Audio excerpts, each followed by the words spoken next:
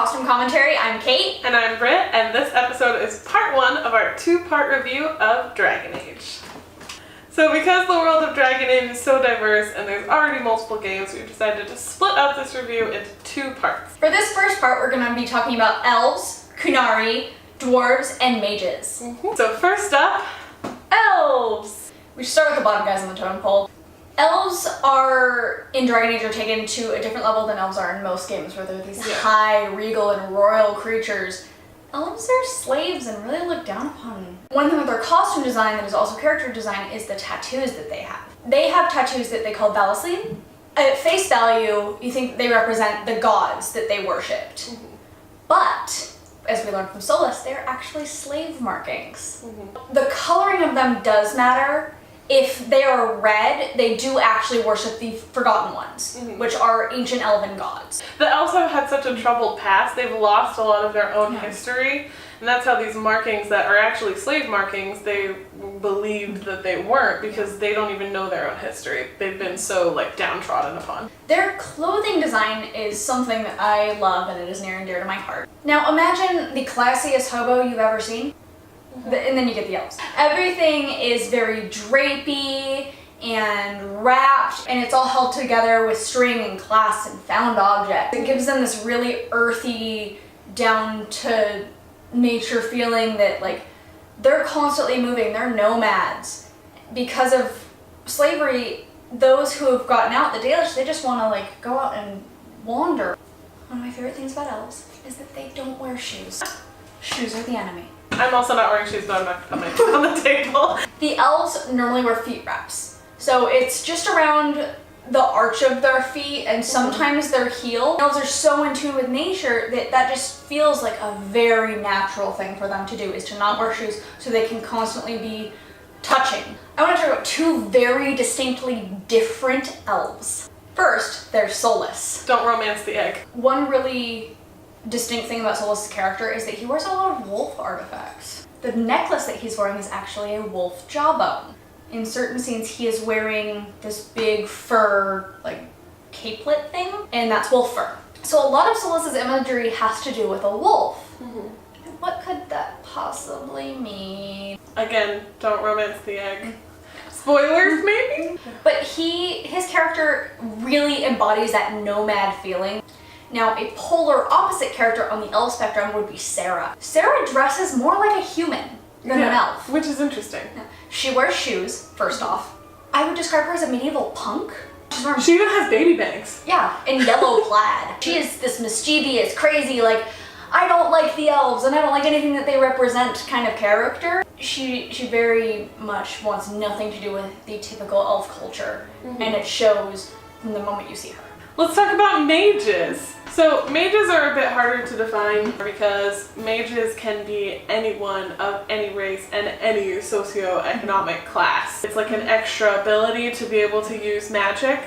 It's another trope that Dragon Age subverts and puts on its head, because just like the elves are slaves, the mages are really looked down upon. If you are not part of the circle of Magi, you're an apostate mage, you're an outlaw. And if you are a part of the circle and you do something they don't like, they'll essentially lobotomize you. And so they actually have some similarities to the elves in their costume. There's a lot of drapiness that goes on. One big difference between them and a lot of other classes is a lot of the mages tend to not wear as much armor. Morgan, for example, is wearing not only no armor, but almost no clothes. I worry about her in the winter. She has a bra top on and a strip of fabric that hangs and some pants. At least she's wearing pants! Yeah, we got pants! That costuming choice of having her in very little clothes, that's how she acts. She's a very flirty, kind of sexy character, which then carries over into Dorian. So he comes from a really high up family in Tevinter. So Dorian is outside of Tevinter, where mages, especially an apostate mage, which he is, and an apostate mage from Tevinter, are seen as threats. It's really interesting to see how that comes through in his costuming. He's wearing lots and lots of accessories, lots of rich fabric. He doesn't come across as too flashy sometimes, unless he wants to be, in which case he is. He also wears only one sleeve because he has to show off as much skin as possible. Fun fact that I learned about not having armor on one sleeve is it's actually pretty useful during battle if you're fighting with a sword and a shield, which he's not, but I can see where that trope comes from. But you would have your armor on this arm that held your shield, and this arm would have less armor or no armor on it so that you could more easily swing your sword and fight. Morgan and Dorian are both apostate mages. Within the circles of Magi, the costume's a little bit different. It's almost uniform-esque. They're all wearing very similar, if not the exact same outfits within each circle.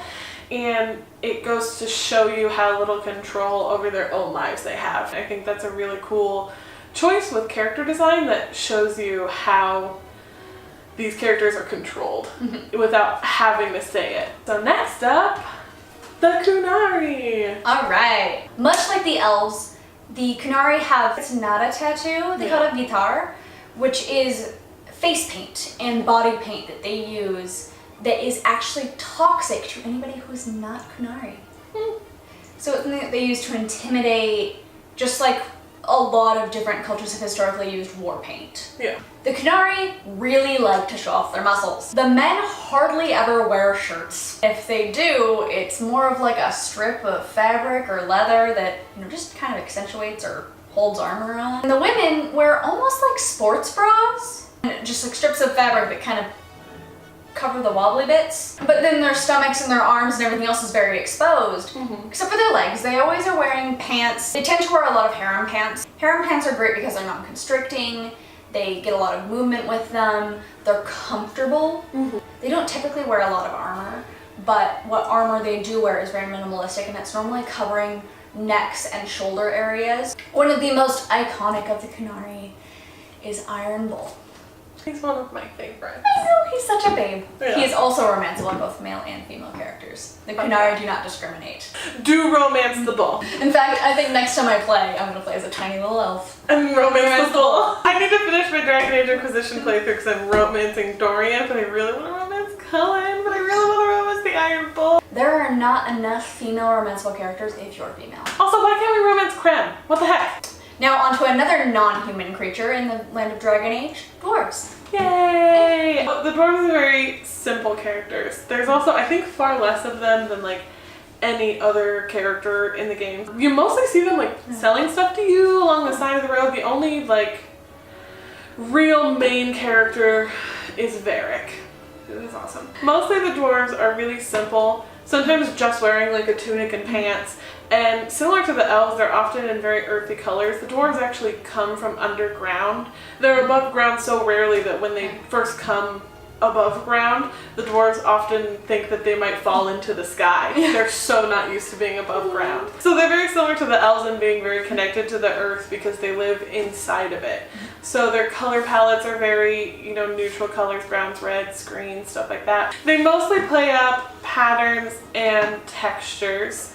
And Varrick is a really good example of, comes from a bit of a higher up family, so he wears very similar clothes to a lot of the other dwarves. It's just that everything that he wears is like slightly nicer. Yeah. You know, it's dark reds that have lots of embroidery on them, where someone else might be just wearing a plain tunic with no embroidery at all. Him wearing dark reds and things like that is kind of a show that he's like from a bit of a higher station than some of the other dwarves you meet who are just sort of merchants. Dwarves are similar to a lot of the humans from more poor areas, not because they're all poor, but just because they're like busy.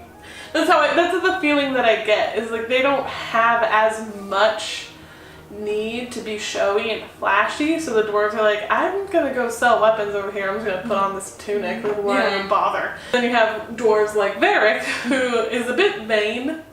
He writes little romance novellas and has a very intimate relationship with his beau, Bianca. It's so cute.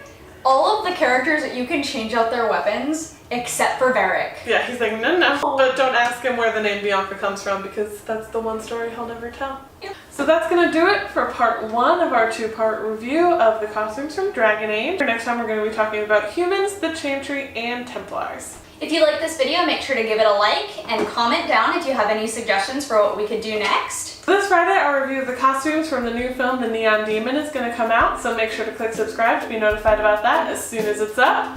And thanks for watching. Bye! Vivienne Westwood is essentially one of the creators of like the punk fashion that you think of with safety pins and plaids. Yep. She's moved way on from that. One of her quotes, I believe it's her, if not